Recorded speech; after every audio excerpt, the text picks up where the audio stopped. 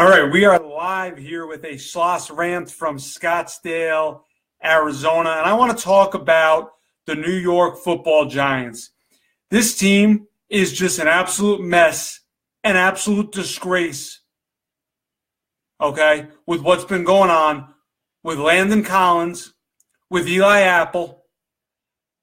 I mean, Landon Collins really shouldn't be opening his mouth calling out his teammate because, yeah, Landon Collins is a warrior. Here's a guy who wanted to play with a broken arm or whatever, but you can't be talking to the media and, whatever he said about him. You just can't be saying that. It's ridiculous.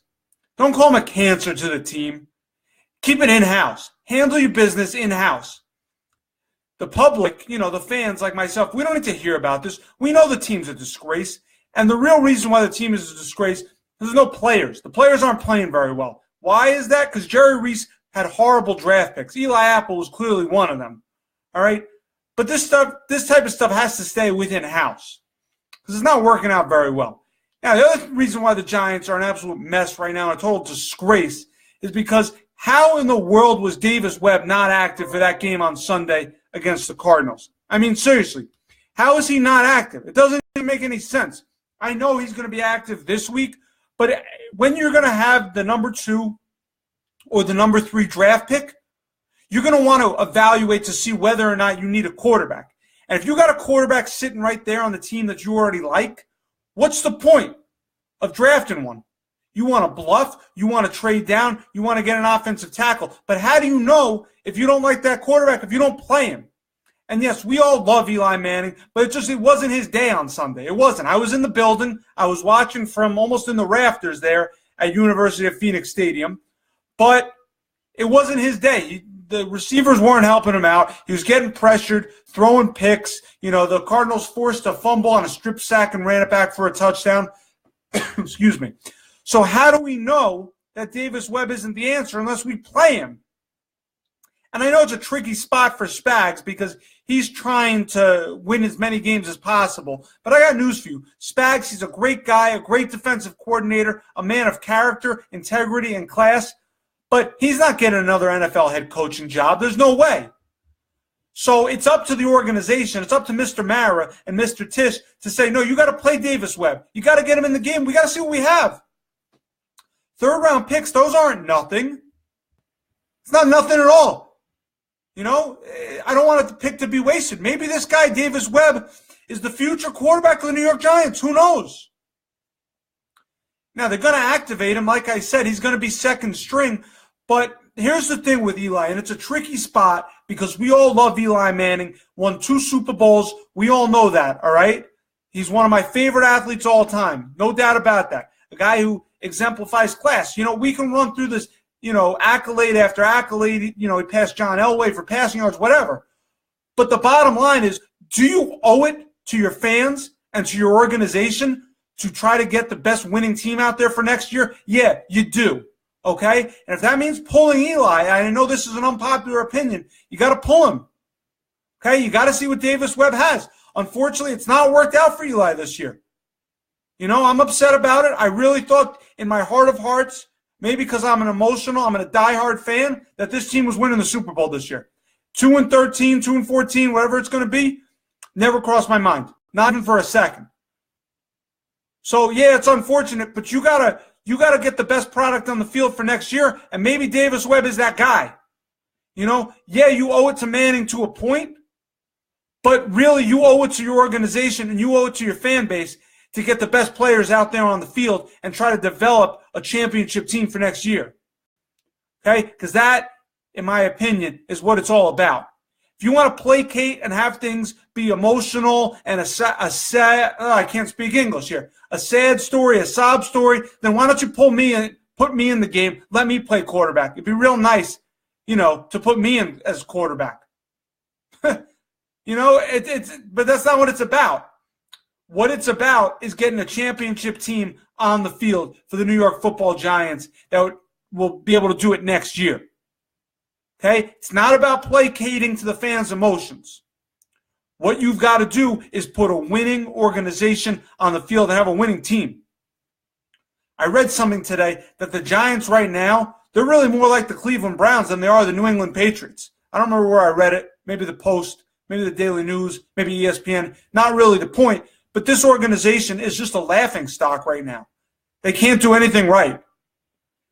Now, as far as the head coach and GM of the future, you can't keep placating to the past. You can't keep living off emotion, okay? So I'm not saying that you need to totally do something outrageous from those two spots, but let's not just dip into the past and bring in Kevin Abrams or bring back Dave Gettleman. Think outside the box, okay? Why not? If you're the New York Giants, you owe it to your organization and to the fans of the organization to go out there and get the best possible GM. Okay? To go out there and get the best possible coach.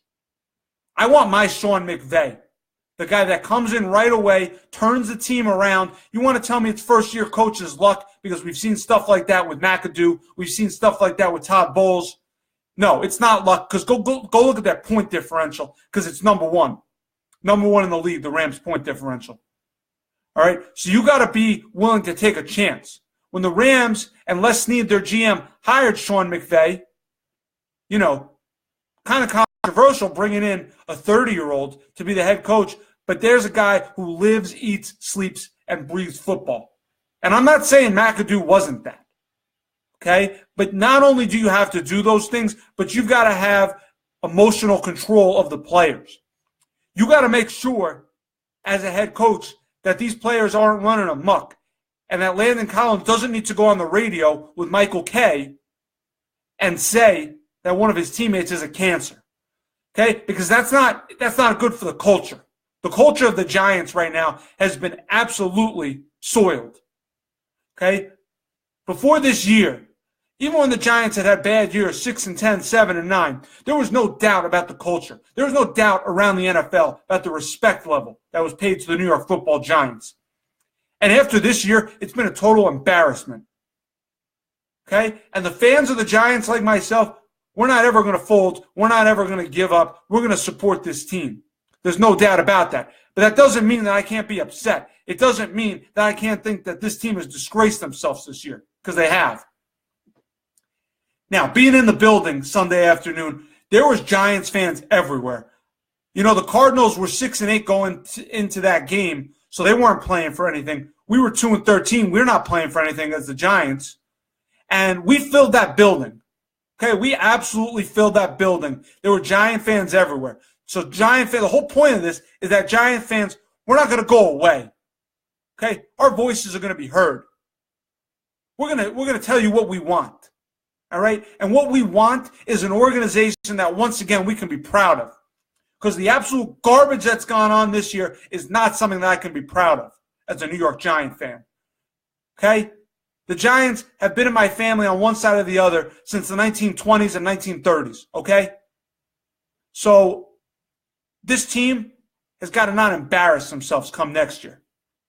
Now, how do you not embarrass yourselves? Like I said, you think outside the box. You're not afraid to take chances. You go in there, you bring in a GM who's going to be able to evaluate talent. Okay? Who's not just going to have to spend big on free agents, because that's Gilded Age stuff. That's not going to always work. You're going to need to develop talent internally, hit on those 5th, 6th, and 7th round picks. How do you think the Seattle Seahawks have been so good for so long? And you want to tell me they don't control their fate to make the playoffs this year? They can still go 10-6. And if you go 6 straight years winning 10 games, that's an elite culture, an elite GM running the show, an elite coach running the show. Okay? That's what the Giants ought to, strive for here for the next half decade or so. Winning 10 games consistently. Okay? It starts by hiring someone who might not be the most popular. The critics might be questioning it, but you can't be afraid to do it. Okay? When the Seattle Seahawks brought in Pete Carroll in, 2010, people were saying this guy didn't have it when he was in the NFL, when he was there with the Jets and the Patriots. He's coming off potential, illegal, impermissible benefits to his players at USC. Didn't matter. John Snyder hired him, knew what he was doing. Okay? When Bill Parcells was brought into the Giants back in the day, there were probably questions. I wasn't around for it, but I'm sure there were questions. So you got to be afraid to not just make a hire that people are going to like, but it's going to be a hire of a football man who knows what he's doing. And that goes for the GM and the coach. And how do you ultimately fix it besides the GM and the coach? You got to get better at drafting players, like I've said. Okay, because if you don't have internal talent, it's not going to work. All right? Now, what would I do with Eli Manning? That's the big question going forward. I would kind of give him next year. I absolutely would give him next year. And to me, that doesn't matter whether or not they take a quarterback at number 2 or number 3. Okay? I would give Eli Manning one more year. They're going to get an easier schedule. They're not going to be playing a second-place schedule. They'll be playing the last-place schedule. That should help out a little bit too. I'd run it back one more time with Eli Manning and say, Eli, you got to at least get us into the playoffs or else it's done. And I cut bait. Okay? Because I think he still has it. I don't think he's a completely shot fighter. I just think the culture on this team and, somewhat in the offensive line has not helped Eli Manning get the Giants to where I think they should have gone this year. Okay? Because clearly they absolutely underachieved. Now, I like Darnold. I like Rosen. Josh Allen, I haven't seen too much of him play, but I look at him. He's a 6'5", 230, 240-pound kid. That's an NFL quarterback. That's the body. You like that thickness, big arm strength to drive the ball down the field. Doesn't matter about the winds in East Rutherford or when you go out to Philly or when you go out to D.C. Got to play in a cold weather game. Doesn't matter. Okay, I look at any one of those 3 quarterbacks.